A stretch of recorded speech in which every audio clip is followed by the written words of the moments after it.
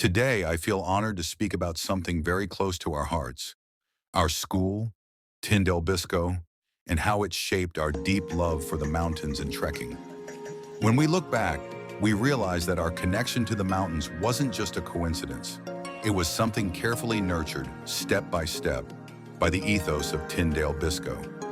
Our school was never just about books and exams.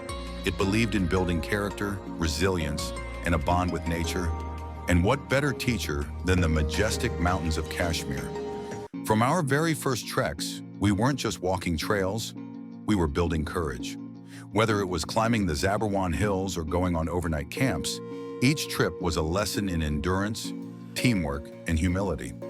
Our teachers didn't just guide us with words, they led us by example. Rain, snow, or sunshine, we learned to keep moving, to push limits, and to respect the power and beauty of the natural world.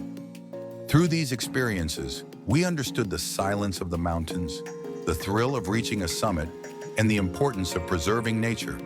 We learned how to pitch tents, cook our own food, and most importantly, how to find joy in simplicity.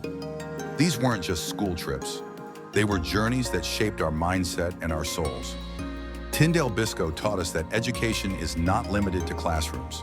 It is found in rivers crossed, in peaks climbed, and in valleys explored. Today, when we tie our boots or pack our rucksacks, it's not just for the adventure, it's a way of going back to our roots, a tribute to the spirit instilled in us by our beloved school.